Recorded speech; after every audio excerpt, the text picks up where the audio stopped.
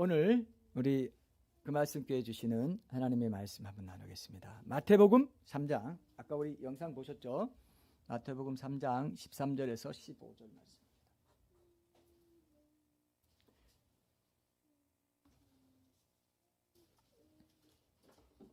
제가 유아세례 진행은 난간사랑교회 있을 때 많이 했는데, 준비하고 뭐딱 세례 교육 이런 거 그런 것들을 막 이렇게 어레인지하고 이런 걸 다 했는데, 제가 직접 하는 건 처음이라서 준비해도 뭐가 있어요, 뭐가. 그래서 여러분 특별히 많이 또 세례식을 기도해 주셨기 때문에 은혜롭게 잘 물 흐르듯이 이렇게 지나갔으면 좋겠습니다. 진행되었으면 좋겠습니다. 자, 마태복음 3장 13절에서 15절 이 말씀으로 죄 없는 예수님이 왜 세례를 받으셔야 했나라는 제목으로 하나님 말씀 나누겠습니다.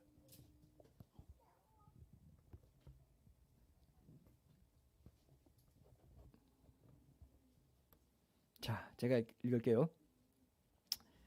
이때에 예수께서 갈릴리로부터 요단강에 이르러 요한에게 세례를 받으려 하시니, 요한이 말려 이르되 내가 당신에게 세례를 받아야 할 터인데 당신이 내게로 오시나이까. 예수께서 대답하여 이르시되 이제 허락하라. 우리가 이와 같이 하여 모든 의를 이루는 것이 합당하니라 하시니, 이에 요한이 허락하는지라. 오늘 영상에 보면 예수님이 세례 요한에게 세례를 받으시는 장면이 나옵니다. 또 오늘 우리가 함께 읽은 본문 말씀, 이 마태복음 3장 13절 15절 이거 읽을 때마다 여러분 상상하셨습니까? 이 장면이 어땠을까? 상상하죠? 어떻게 받았을까? 생각해 보니까 뭐 이렇게 받았을 것 같지 않아요? 그죠? 이렇게 받는 것도 뭐 괜찮은 것 같은 느낌이 들어요. 그래서 이렇게 받았겠다 이런 생각이 듭니다. 근데 이제 더 실감이 나는 것 같고, 오늘 세례주일을 맞아서 우리가 특별히 세례의 은혜와 감동을 전해주는 그런 영상 같아서 감사하고요. 이 영상 보면서 오늘 주제는 두 가지입니다. 어떤 의문이, 혹시 여러분 영상 보시면서 어떤 의문이 생겼어요? 혹시 의문 생긴 거 있나요? 오늘 설교 제목인데요. 제목 하나 있고 뭐예요? 죄 없는 예수님이 회개의 세례를 전파했는데 회개할 게 뭐가 있다고? 왜 세례를 받았냐 이거죠. 우리 제나는 죄가 있기 때문에 세례를 받아야 돼요. 확실히 또 제나가 또 나오네요. 근데 예수님은 아무 죄가 없단 말이죠. 그런데 왜 세례를 받아야 되냐 말이죠. 또 한 가지 있어요. 또 한 가지를 맞추시면 오늘 여러분들이 잘 맞추시는 거예요. 우리 교회 3인방 어떻게 삼각편인데 없어요? 또 하나 있어요. 또 하나 있어요. 아까 그 세례 장면이 어디서 진행됐는지를 잘 생각해 봐요. 요단강이죠. 근데 그 세례와 우리가 지금 받는 세례가 뭐가 다를까요? 피 세례가 아니고 피를 옛날 제사장들은 피를 뿌렸는데 왜 우리도 피를 뿌리지? 이런 거예요. 강에서 하나, 그걸 다시 말하면? 와, 역시 오늘 세례에 대한 뿌리는 거랑 담기는 거랑. 왜 예수님이 받으신 세례, 예수님이 세례 받으신 거는 그 중요한 그 이유 중에 하나가, 미리 말씀드리면 모든 예수님을 따르는 사람들의 모범이 되시려고 받으신 거거든요. 나도 세례 받았으니까 너희도 세례 받아. 그 뜻도 있단 말이죠. 중요한 뜻입니다. 그럼 예수님이 받은 것처럼 받아야 되잖아요. 물에 잠겨야 되잖아요. 그죠? 그럼 침례교회가 맞네? 대부분의 개신교회랑 뭐 이렇게 다 대부분의 개신교회가 이 물을 뿌린단 말이죠. 그리고 작은 교회는, 침례교회도 작은 교회는 침례 한번 받으려면 한 1년 기다립니다. 가서 이제 수련회나 이런 수영장이나 그 강가 계곡, 깊은 계곡 물가에 가서 거기서 그때 이제 춥지 않고 그럴 때, 또 겨울에 받을 수 있어요? 안 되죠. 굉장히 번거로워요. 근데 이제 큰 교회는 탕 같은 걸 만들어놔서 세례탕인가? 하여튼 이렇게 해가지고 이렇게 커튼도 이렇게 세례탕 좀 이상하네요. 터키탕도 아니 터키탕 뭐 그런 거 이렇게 딱 해가지고 딱 걷으면 세례탕이 나와요. 그래서 거기서 이제 조금 깊어요. 이렇게 깊어서 안에 같이 들어가가지고 그것도 세례를 주는 목사님도 그냥 이렇게 뭐 이렇게 예식복 입고 같이 들어가요. 여기까지 들어가요. 진짜 번거롭죠, 그죠? 그죠? 그리고 여자들은 막 몸에 이렇게 쫙 붓고 막 뭐가 이렇게 되면 그래도 막 와서 막 머리 말리고 막 오늘 그랬으면 그리고 유아 세례도 못 줘. 그렇게 되면. 그래서 침례는 유아 세례가 없어요. 침례교는 유아 세례를 반대합니다. 자기 자신의 고백으로 그렇게 세례를 줘야 되는 거다. 제 세례파 뭐 이런 얘기도 그래서 나왔죠. 굉장히 번거롭겠죠, 그죠? 번거롭죠. 근데 왜 예수님이 받은 그 세례를 우리가 안 받느냐? 이거 두 가지. 그러니까 이 두 가지입니다. 왜 예수님 죄 없는 예수님 세례를 받으셔야 했는가? 또 한 가지는 왜 세례 요한에게 요단강에서 물속에 몸이 완전히 잠기는 침례를 받으신 것처럼 우리 예수님이 세례 모범을 보이셨다면 우리도 침례를 받아야 될 것 같은데 세례 받아도 되나? 혹시 불완전한 거 아닌가? 이 생각 들 수 있죠? 우리 재림자매님은 오늘 세례 받을 때 이 의자 위에서 무릎 꿇겠다고 했습니다. 이 결연한 의지 그리고 왠지 하나님께서 많은 감동과 이 감격을 주실 것 같다 이런 얘기를 하셨어요. 좀 귀하다고 생각하고요. 그렇게 이제 해야 되는데 왜 이 두 가지가 어떻게 되나 이거를 이제 좀 보고 이제 세례식 그 유아 세례와 관련된 얘기도 좀 하고 해서 세례식을 진행하도록 바로 이어서 진행하도록 할게요.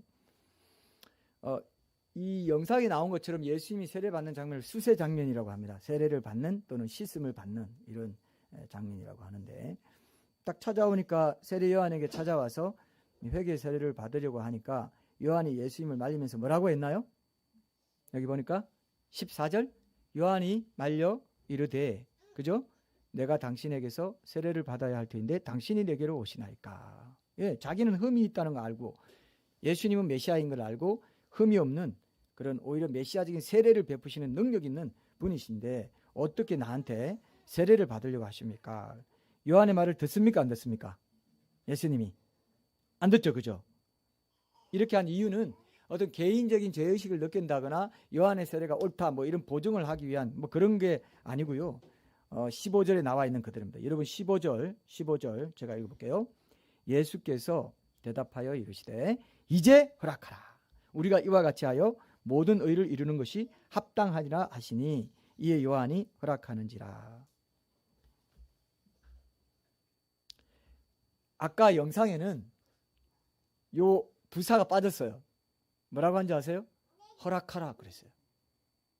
이제가 굉장히 중요한 말입니다. 아까 그렇게 포옹은 덧붙이고 이제는 빼버리고 이렇게 말씀에서 막 이렇게 마음대로 삭제하고 첨삭을 막 했어요. 첨삭을 막 했네. 첨가하고 삭제를 했는데 이제가 아주 중요한 말이에요. 이제 헬라어로 아르티라고 하는 말인데 특별한 시점을 암시하는 단어입니다. 이 성경 전체에서 여러분 저는 성경을 이제 읽을 때 옛날에 이제 청년기 때 예수님 하나님으로 만나고 뭐 이렇게 할 때도 그렇고 이제 허락하라 요 말이 굉장히 특별하게 들렸어요. 왜냐하면 구약 성경의 모든 말씀 여호와 하나님께서 하신 말씀 뭐 선지자들의 말 모든 말 다 지나서 예수님이 성경에서 제일 일성을 딱 이제 냈다고 하실 만한 그런 말이 뭡니까? 이게 이제 허락하라예요. 굉장하죠? 엄청나게 중요한 말이에요. 이제 허락하라가. 그게 이제 40일 금식하시고 뭐 이러면서 뭐 그런 얘기는 이제 그 이후에 하신다고요. 이제 허락하라.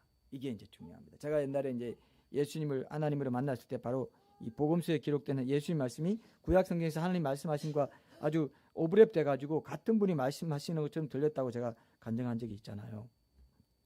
그런 이제 경험에서 봐도 이 한마디는 하나님이신 분의 아주 엄청난 그런 울림이 있는 말이에요.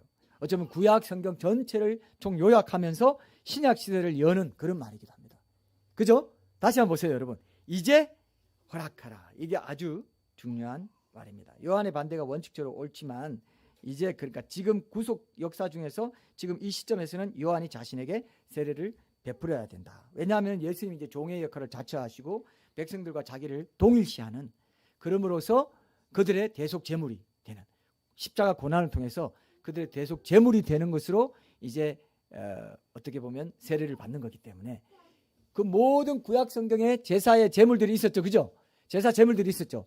그 제사 제물들이 이런 그 제물들로 오신 실체가 이제 왔다는 뜻으로 이제 허락하라. 그 말도 되고. 그다음에 그 모든 제사의 제물들, 제사의 모든 그 기능이 이제 나를 통해서 이제 하나님께 드려지게 된다. 메시아적인 사명이 이것을 통해서 이제 공생애가 시작되고 이것을 통해서 결국은 하나님께 모든 의를 이루는 것이 된다. 이렇게 얘기하는 거죠.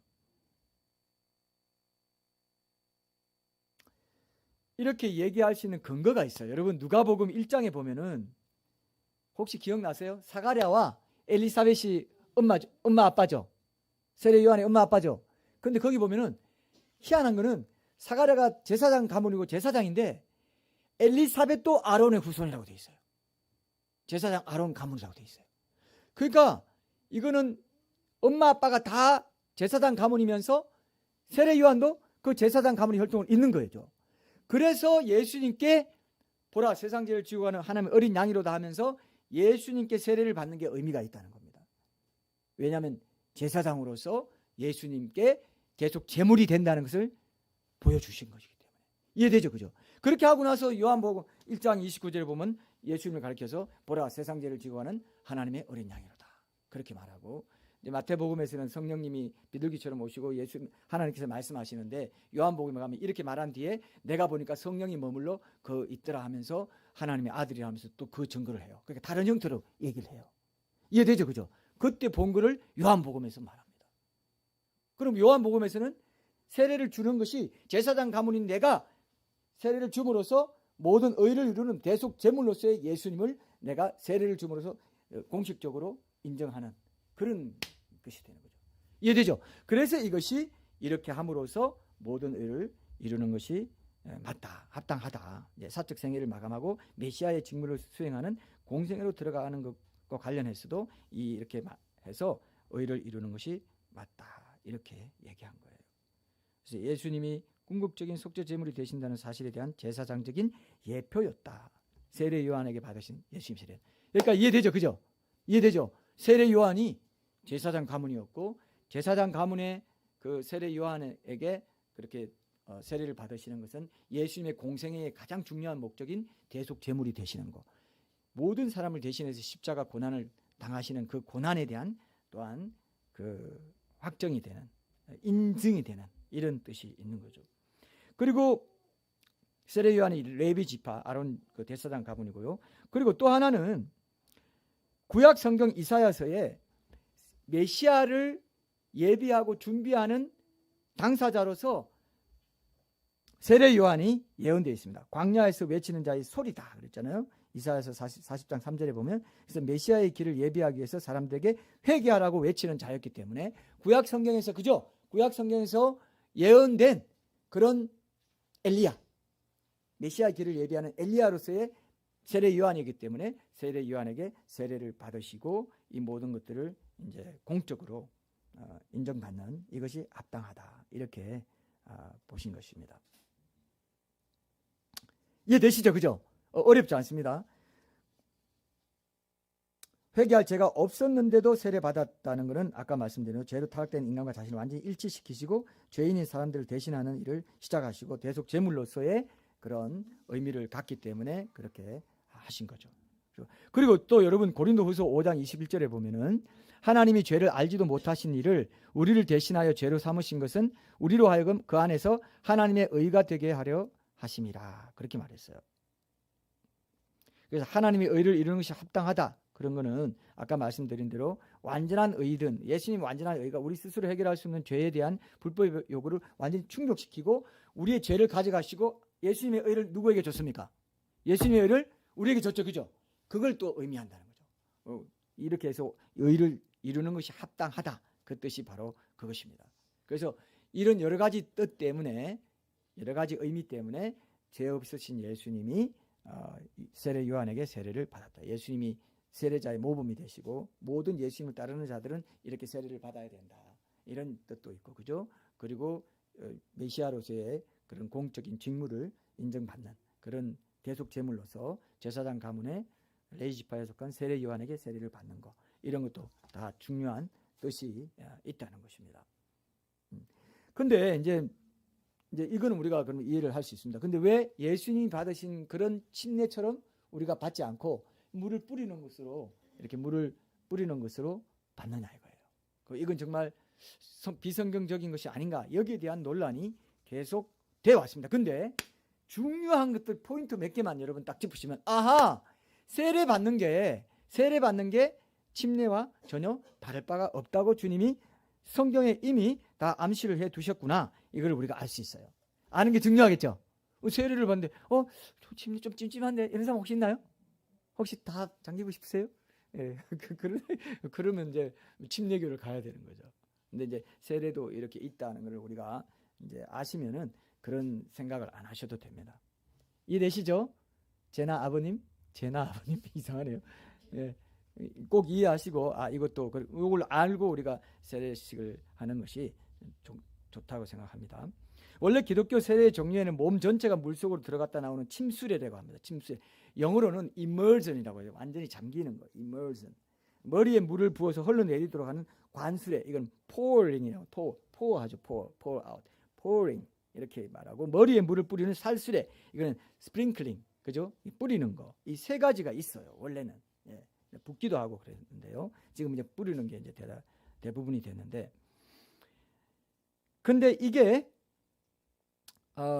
침수례를 침례라고 하고 살수례를 약칭으로 세례라고 이제 하게 된 겁니다.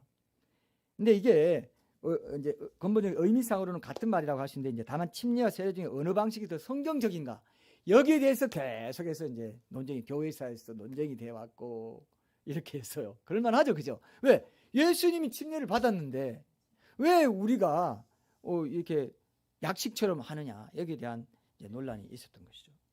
근데 여러분, 성경 말씀에 보면 원어를 한번 볼 필요가 있습니다.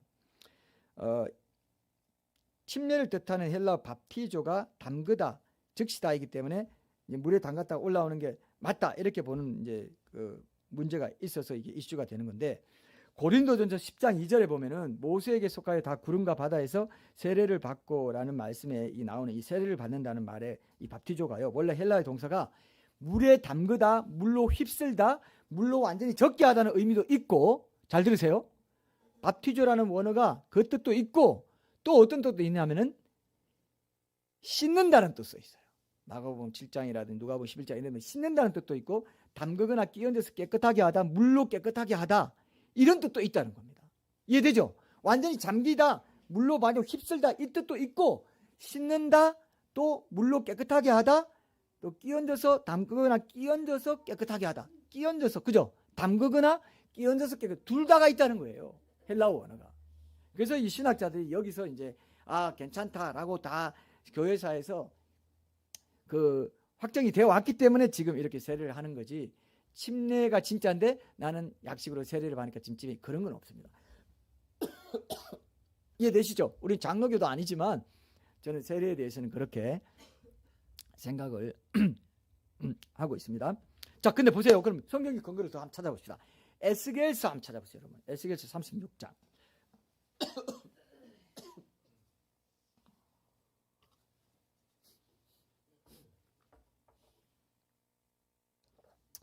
에스겔서 36장. 오늘 우리 세례를 받는 우리 공채림 자매님과 한재나 에게도, 아기에게도 이 축복의 말, 하나님 축복의 말이 들려질 수 있을 거라고 생각이 됩니다.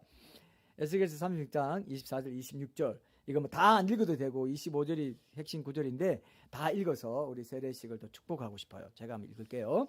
에스겔서 36장 24절에서 26절. 24절. 내가 너희를 여러 나라 가운데서 인도하여 내고 여러 민족 가운데서 모아 데리고 고국 땅에 들어가서, 이제 마지막 때에 이스라엘 회복되는 거 말하죠. 맑은 물을 너희에게 뿌려서, 영적으로 이제 메시아닉 주, 하나님 예수님을, 하나님을 영접하는 그런 구세주를 영접하는 지금 유대인들이 많이 나오고 있는 그것과 관계에 있다, 이렇게 보시는 분들도 있습니다.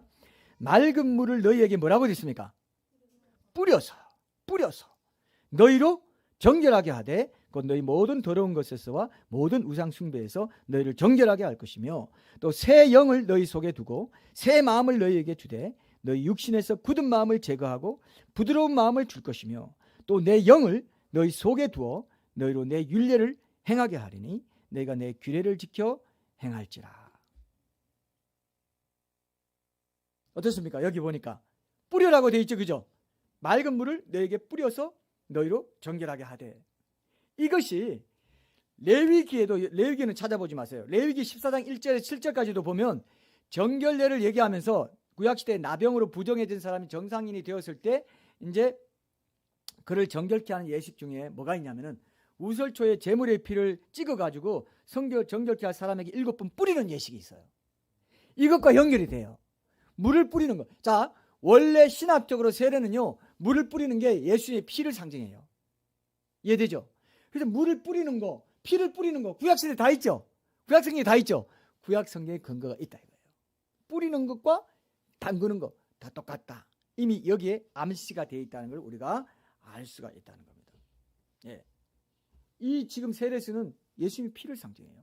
씻는 걸 뜻합니다. 씻는 것과 함께 그 모든 것에 예수님의 대속 제물로서의 예수님의 피가 적용되는 거, 그런 것들을 영적으로 보면 상징하기 때문에, 물론 그 전에 믿음의 고백이나 이런 것도 그런 것들이 됐지만 이제 그 확정 짓는 사인이고 실드하는 거죠. 인을 치는 보증이 되는 그런 예식이 오늘 예식입니다. 공식적으로.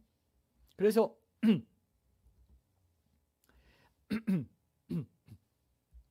그래서 구약 시대부터 이런 것들이 있었습니다. 그리고요, 여러분, 자, 또 중요한 게 있는데요. 신약 시대의 세례의 전신이 구약 시대에 뭐였다고 했나요? 지난번에 할례죠, 할례. 예.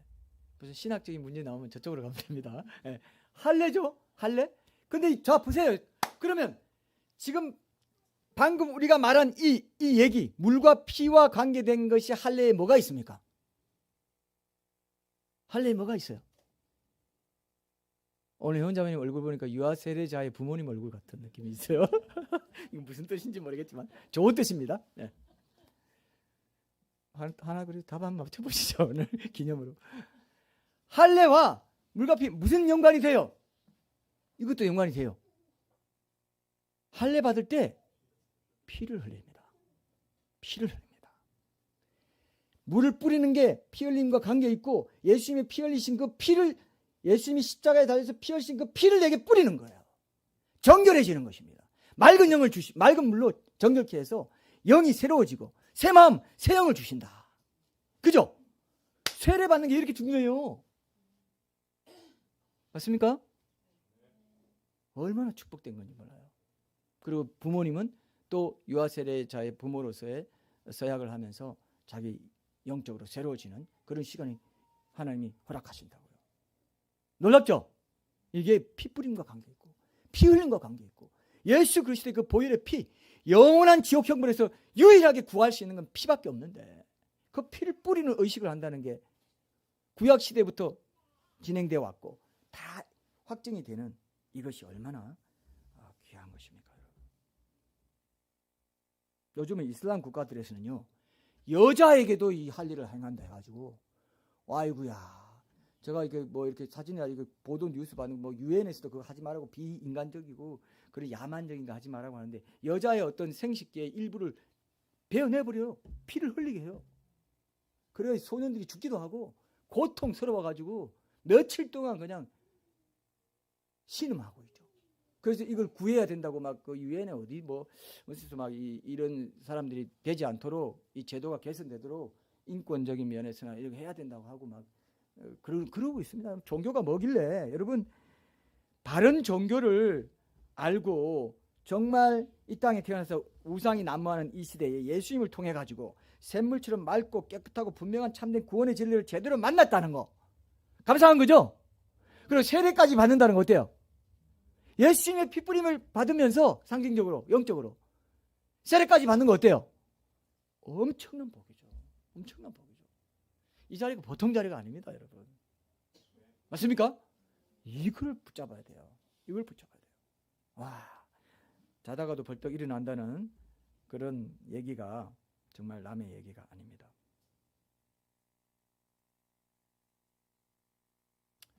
얼마나 우리 주님이 우리를 정말 사랑하셨는지. 종교가 뭐길래 사람 생명까지도 이렇게 왔다 갔다 하게 하고 그 무지와 그 어리석음과 그 교만은 말로 표현할 수 없는 거죠. 그죠? 그 종교적인 폭력이라는 것은. 우리가 예수님을 만나서 이렇게 인격적인 교제 가운데 계속해서 공동체로서 함께 이 신앙의 여정을 걸어갈 수 있다는 것은 너무너무 큰 축복입니다. 근데 이제 이건 성경적인 건고 교회사적인 그러면 어떤 역사가 있는가 그것도 잠깐 보고 이제 우리가 조금 더 유아세례 좀 보고 이제 끝낼 텐데요. 자, 보세요. 끝낸다고 말하면 우리 서영이가 제일 민감하게 반응합니다. 아직 안 끝났어요. 예, 예. 자, 근데 이 침례가 어떤 뭐 간소한 방식처럼 이렇게 머리에 물을 뿌리는 세례 언제부터 시작됐냐? 역사적으로 보면은 세례 의식은 초기 기독교가 이제 예루살렘에서부터 이제 소아시아, 유럽, 아프리카 이렇게 전파되면서 생겨났어요. 예, 그러면서 이제 뭐 이렇게 당시 무역이나 여행 중에 있을 때는 이제 사막을 지나가는 경우도 있고 이런 물이 귀한 사막에서 이제 복음을 듣고 새 삶을 찾고자 세례 예식을 행해야 될 때는 많은 양의 물을 사용할 수 없으니까 어떻게 해야 될까요? 상징적으로 물을 조금 뿌려가지고 이렇게 약식으로 행하는 세례식을 베풀었던 거죠. 그리고 중환자라든지 뭐 이래서 특히 유아들에게 유아를 오늘 제나 물에 떨어져서 하면 될까요? 겁나가지고 그거 하다가 그냥 뭐 의미 찾지도 못하고 울다가 끝나게 경기 일으키고 막 그죠? 안 되는 거죠. 그런 식으로 유아세례도 분명히 유아 할례와 함께 의미가 있는 난지 8일 만에 할례를 받았기 때문에 유아세례가 성경인 근거가 있는데 유아세례도 해야 되는데 침례만 고집하면은 성경적으로 하라고 명령한 것들을 시행할 수 있어요, 없어요? 못 하잖아요. 그것만 봐도 침례만 고집하면 된다, 안 된다? 안 된다 이거예요. 근데 침례만 고집하는 사람은 세례는 세례도 아니고 침례를 받아야 구원받는다는 소리까지 하는 사람이 있어요. 극단적이죠? 잘못된 거죠. 그렇게 될 수가 있어요. 그러니까 종교적인 일종의 폭력이 되는 거예요. 그게 극단적인 태도가 되면은. 그래서 이제 중환자도 그래서 침례교회에서도 중환자라든지 도저히 못할 사람은 세례를 줘요. 이해되죠? 똑같다고 그들도 보는 거라고요. 침례교회에서도. 그런데 전통이니까 침례를 하는 거지만 그러니까 이건 어쩌죠. 예수님의 부활 성천 이후에 초대교회는 일반적으로 침례를 행했죠. 행한 건 맞습니다. 근데 예기치 못한 여러 상황들이 이제 있다는 걸 알고 이제 세례 예식은 AD 120년경부터 많은 교회로 이제 세례 예식이 전파된 것으로 그렇게 알려져 있고요. 2세기경에 나오는 디다케라고 가르침이라는 뜻 헬라어인데 디다케라고 이 디다케라는 12사도들의 가르침을 담은 문서에 보면은 이게 4세기경까지는 정경으로까지 인정될 정도로 굉장히 권위 있는 문헌이었는데 여기 보면 이런 말이 나와요. 흐르는 물에서 침례를 주라. 만일 흐르는 물이 없으면 다른 물에서 침례를 주되 찬물에서 줄 수 없으면 더운 물에서 하라. 그러나 만일 이러한 물도 없으면 성부와 성자와 성령의 이름으로 물을 머리에 3번 부어라. 이렇게 돼요. 붓는 것과 뿌리는 거죠. 같은 개념으로 이렇게 얘기를 했고요. 250년경에는 마그너스라는 사람이 키프리안 감독, 유명한 감독이죠. 이렇게 얘기한 그 기록도 남아 있습니다. 병이 너무 심해서 침수 침례를 받지 못하는 사람에게 물방울을 떨어뜨려도 됩니까? 하고 물었던 기록도 이제 교회사에 보면 있습니다. 이해되시죠? 그죠? 이렇게 좀 변천되어 오면서 그것도 맞다라는 게 이제 교회 종교 회의라든지 이런 데서도 이제 계속해서 나오고 있습니다. 1311년에 보면 이탈리아 라벤나 종교 회의에서 침수 세례, 침례와 물 뿌리는 세례는 동일하다는 변론이 나왔어요. 그래서 이 침수례와 간수례를 모두 동등한 성례로 이제 규정을 하게 되고요. 가톨릭에서는 지금까지 두 개를 모두 인정하지만 실제로는 이 세례를 하고 있다. 이렇게 종교개혁 시대에 루트는 침례 줘야 된다고 주장했습니다. 그런데 칼빈은 고대 교회에서 침례 준 것이 분명하지만 형식이 중요한 것은 아니고 교회가 자유로 선택할 수 있다. 이렇게 얘기했어요. 재밌는 거는 영국에서 웨스트민스터 그 회의가 소집됐는데 1600년대 중반에 이거 유명한 거죠. 웨스트민스터 신앙 고백이에요. 장로교에서는 이걸 중요하게 생각하죠. 대소요리 문답 이런 것도 작성된 때인데 참 흥미로운 건 침례와 세례를 이제 통일하자. 이게 뭐 교회 전통에 칼빈도 뭐 자유롭게 할 수 있다 하니까 자유롭게 뭐 침례가 더 좋다, 세례가 더 좋다 이렇게 하는 이게 나뉘어져 있으니까 이 이제 종교 웨스트민스터 회의에서 이거를 투표로 한번 정해보자 해서 투표를 했어요. 투표를 침례를 할까 세례를 할까 우리가 어쨌든 통일하는 게 좋겠다. 근데 여러분 있죠. 이게 뭐 섭리적인 건지 뭔지 모르겠지만 25대 24로 세례가 안 됐어요. 세례가. 그래서 지금 세례가 대세가 된 거예요. 만약 거기서 침례가 됐으면 어떡할까요? 오늘 옷 두 벌 입고 와서 두 벌 준비해 와야 돼요. 오늘. 또 개신교는 다 침례 받아야 돼.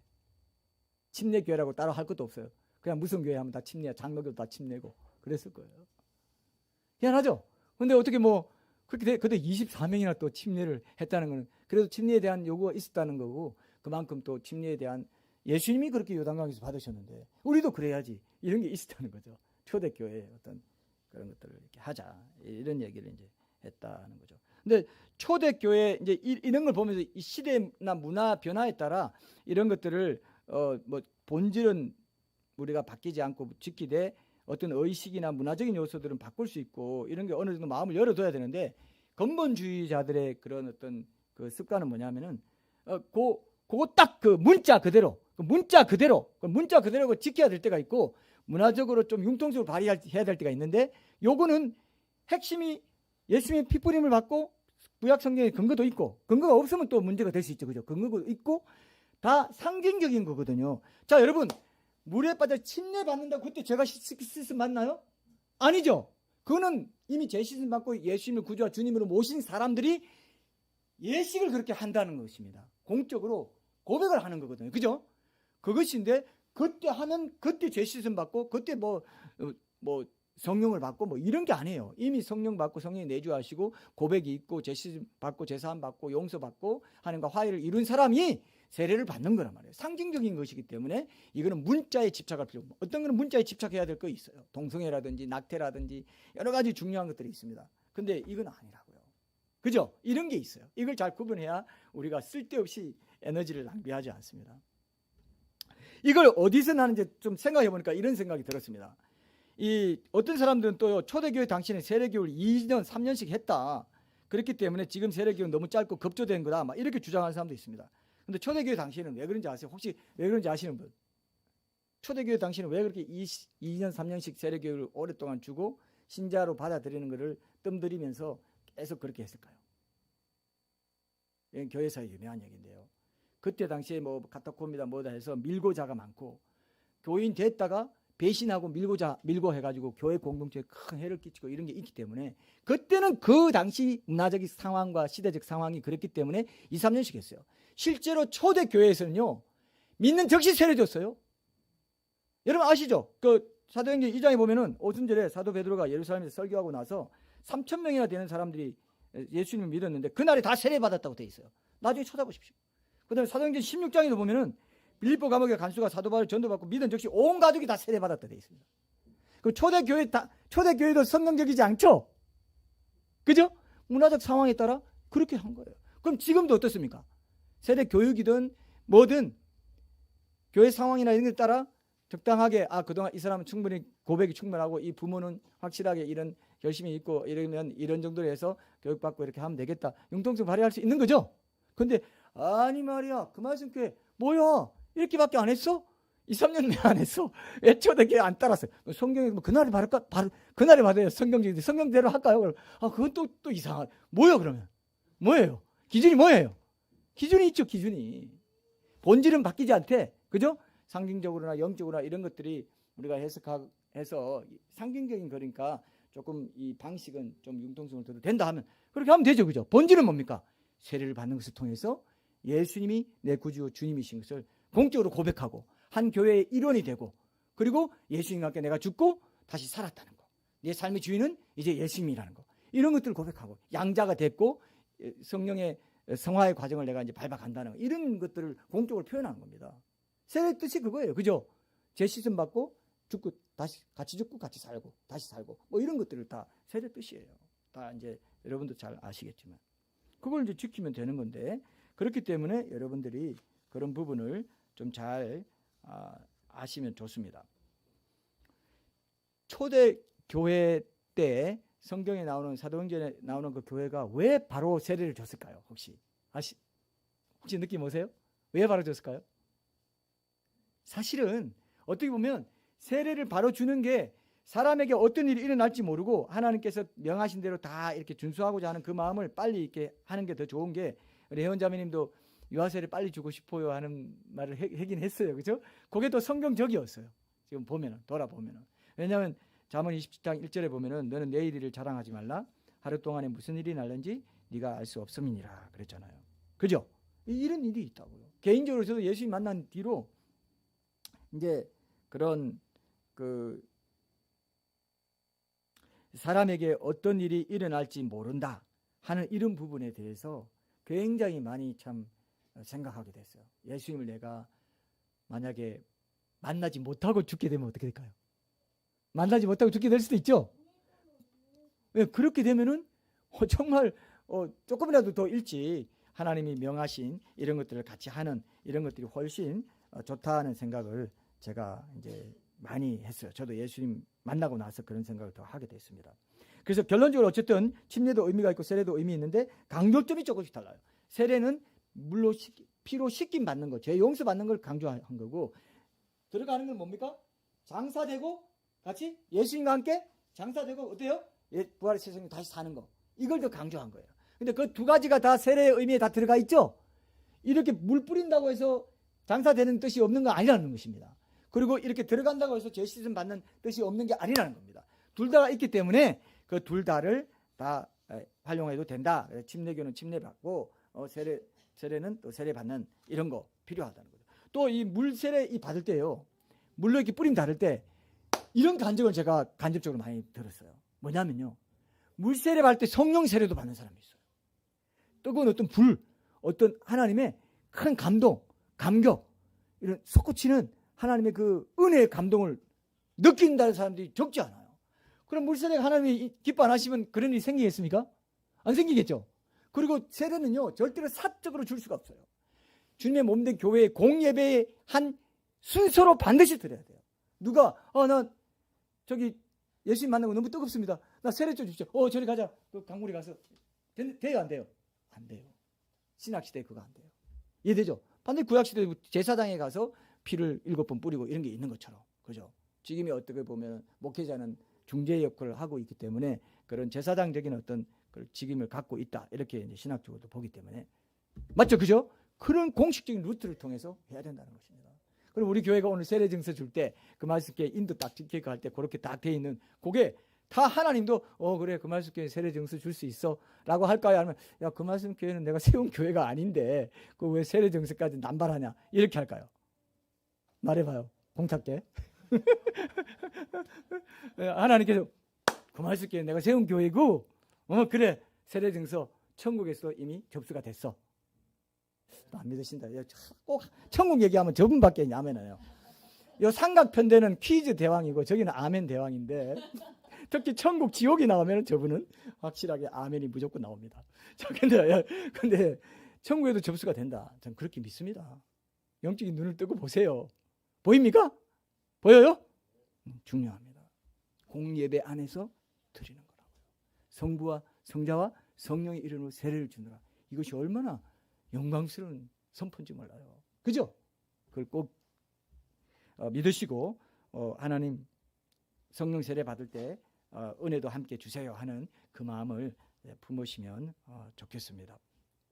그래서 유아 세례도 마찬가지죠. 예수님을 모르고 믿음도 스스로 고백하시는 유아들에게 세례 주는 거 부당하다 이렇게 주장하는 게 침례만이 그렇다는 주장하고 비슷한 거예요. 그죠? 성경에는 할례가 있죠. 할례가 있어서 창세기 17장에 보면 난지 8일 만에 애들 할례를 줘라는 건 아브라함 부모에게 준 언약을 자손에게도 끼치겠다는 표징이거든요. 표징. 언약의 약속의 어떤 사인이라고요. 표시라고요. 내가 자녀에게도 이 언약의 복, 언약의 복을 이어받도록 하겠다. 그랬단 말입니다. 그렇기 때문에 우리가 그 할례의 연장선상에서 요 할례 마치 안식일이 지금 주일 성수처럼 이렇게 된 것처럼 할례도 신약 시대의 버전에 맞게 그 유아 세례로 이렇게 할례가 어릴 때 받는 것이기 때문에 유아 세례로 그렇게 받아라고 하느님이 말씀하셨고 지금 그 사도행전 16장 33절에도 보면은 빌립보 간수가 그 믿고 바울의 전도로 믿고 온 가족이 다 세례를 받았다 할 때 그때 유아도 있었을 것이다. 유아나 어린아이도 포함되어 있었기 때문에 유아 세례는 유아 할례의 연장선상에 있다는 근거가 된다. 그리고 교회사에서도 2세기 중반부터 이제 이미 유아 세례에 대한 언급이 있기 때문에 기록으로 남아 있기 때문에 초기 교회의 보편적인 관행이 유아 세례였다. 이렇게 이제 보는 것입니다. 이해되시죠? 그리고 중요한 것은 오늘 우리가 이제 유아 세례 문답을 할 때는 여러분들에게도 질문할 거예요. 한 가정의 교인, 한 가정의 믿는 자의 자녀가 된 것이기도 하지만 우리 공동체도 입양이 된 거예요. 공동체의 믿음의 자녀가 된 거예요. 맞습니까? 가정도 그 유아를 양육하고 입교받을 때까지 잘 구원받도록 해야 되겠지만 공동체도 어떻습니까? 내 자식처럼, 내 자녀처럼 기도하고 쓰다듬어주고 이렇게 막 괴물 소리 내도 이뻐해주고 이렇게 해야 되는 거예요. 지난번에 지난주에 딱 재나 보러 갔는데 그래 하고 막 괴물 소리가 나오더라고요. 근데 이거 유아소리 주겠나? 그건 아니고 어쨌든 그런 막 이뻐해주고 격려해주고 막 이렇게 면역이 좀 생기면 볼에 막 뽀뽀도 해줄 수 있나요? 예, 뽀뽀도 해주고 막 이렇게 격려해줘요. 이제 가은이도 이제 그렇게 해야죠. 가은이도 입양을 우리가 곧 하려고 하는데 진짜 확인 소송 뭐 이런 거 거칠 필요 없죠. 예, 법적인 뭐 예. 그래서 어쨌든 그렇게 하려고 합니다. 그래서 우리가 얼마나 큰 이 유아 세례는 특히 더 공동체 전체의 축복이에요. 맞습니까? 믿음의 자녀가 들어온 거예요. 그리고 우리는 믿음의 자녀를 받고 그냥 좋아라고 마는 게 아니라 양육하고 기도하고 그죠? 격려하고 위로하고 어려운 일이 있으면 서로 돕고 막 이런 일을 해야 되는 겁니다. 교회도 그렇게 하지만 가정에서 그렇게 하면 교회도 그렇게 하기 위해서 우리가 이제 지금 주일학교 뭐 지금 어떻게 얘기 좀 됐나요? 우리 하미 자매님과 우리 혜원 자매님이 주일학교 교사가 돼가지고 이제 격주로 한 번씩 이렇게 예수님이랑 나랑 유아 유튜브 큐티집을 가지고 저기서 좀 영상도 또 볼 때도 있고 뭐 이렇게 하면서 하려고 하는데 오늘은 경사날이니까 오늘 그냥 밥으로 경사 축하 카드 쓰시고 다음 주부터 조금 더 다듬어서 이렇게 하시면 좋을 것 같습니다. 괜찮죠? 네. 혜원 자매님이 지금 마음이 딴 데가 있을 것 같아서 안 돼요. 유아 세례에 가 있어서 오늘 안 될 것 같아요.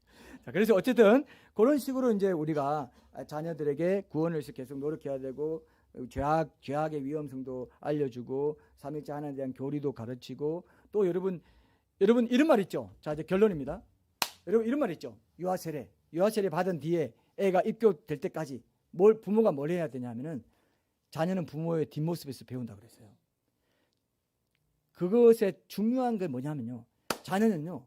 부모가 정말 중요한 걸 선택할 때 어떤 기준으로 선택하는 걸 봅니다. 그게 뒷모습이에요. 부모가 어떤 욕망을 가지고 있는지 무엇이 삶의 우선순위인지 이런 걸 자녀들이 기가 막히게 알아요. 쟤나 모를 것 같죠. 쟤나도 조금만 세견이 들고 엄마 아빠 말하는 거하고 교회에서 하는 거 다르네 하고 눈이 싹 이렇게 돌아가요. 달라? 나도 다르게 해도 돼? 이렇게 딱 돼요. 이해되죠? 그러니까 애들 앞에서는 아주 조심해야 됩니다. 이게 부모의 책임이에요. 이걸 안 하는 사람들. 그러니까 보세요. 오늘 여러분 하나 딱 기억하십시오. 오늘 세례 서약한다고요. 성인 세례 서약하고 유아 세례 서약합니다. 부모의 책임 의무, 교회의 책임 의무 다 하지만 이 서약한다는 게 아주 중요합니다. 이게 10계명의 3계명하고 관계 있어요. 너는 내 하나님 여호와의 이름을 망령되게 부르지 말라. 여호와는 그의 이름을 망령되게 부르는 자를 죄 없다 하지 아니하리라. 하나님의 이름 앞에서 서약이나 이렇게 뭐 하나님 이름을 걸고 하는 이런 것들을 우습게 알고 잘 안 지키면은 하나님을 우습게 알고 가볍게 여기는 죄가 됩니다. 맞습니까? 오늘 세례 서약할 때, 유아 세례 서약할 때, 성인 세례 서약할 때 서약한다는 것 자체가 아주 중요한 뜻이 있습니다. 그럼 여러분들이 보세요. 여러분들 하나만 적용하고 끝낼게요. 여러분들이 보세요. 무슨 내가 나는 경건의 시간을 이렇게 이때에 이 시간에 이렇게 가지겠다 이렇게 약속해놓고 하나님 앞에 약속해놓고 아무렇지도 않은 태도도 그냥 무시하고 살아가면은 어떻게 될까요? 대수롭지 않게 성경에 대한 지식도 다 있고 이런 거 다 알고도 10계명도 알고 다 알고도 순종하지 않는 것을 대수롭지 않게 여기는 신자들, 그런 신자들이 현대 교회에 아주 많습니다. 그런 사람들이 어디로 가느냐? 그런 사람들이 성 바깥으로 갈 가능성이 상당히 높죠. 이런 부분을 제가 다음에 한번 말씀을 드릴게요. 성 바깥은요, 낙태되고 뭐 십자가에 달린 강도라든지 그때 믿고 한 사람, 그래서 12 진주만 안에 들어가요. 1층천이라도 갑니다. 근데요, 다 알고도 뺀질뺀질 계속 말 안 듣고 다 알고도 뭐 서원이고 뭐고 중요시하지도 않고 계속해서 자기 방식대로 살고 주일 예배 중요한 거 알면서도 뭐 마지못해 드리고 뭐 예배도 귀한 줄 모른 채 별 감동이나 기대감도 없이 형식적으로 타성해져서 참여하고 뭐 이런 거 많잖아요. 뭐 계속해서 뭐 스마트폰에 중독돼 살고 말 함부로 하고 세상 사람들의 가치관이나 행색 그대로 따라 살면서 아무런 각성이나 반성이 없고 잘 아는데도 그런 사람들이 성 바깥에 갑니다. 왜? 달란트 받은 자들이거든요. 문화 받은 자들이거든요.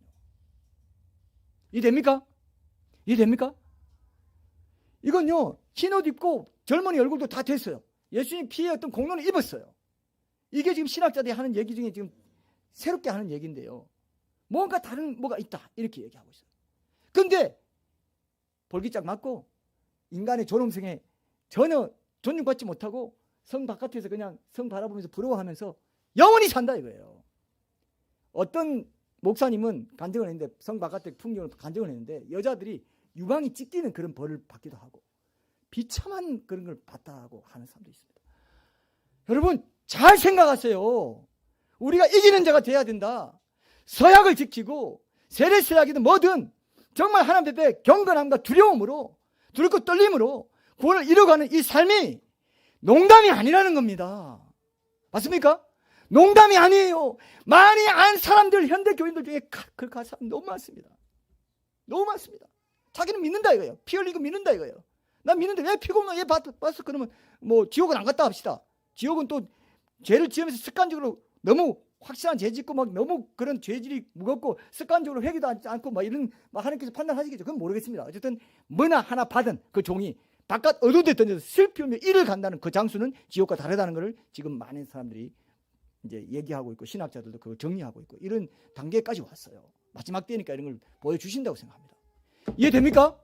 오늘 우리가 세례식을 하면서 서약이 이제 제일 중요한데 서약의 문제에서 여러분들이 잘 생각하십시오. 내가 부모로서의 자녀들에게 그리스도인의 본을 보이고 있는가?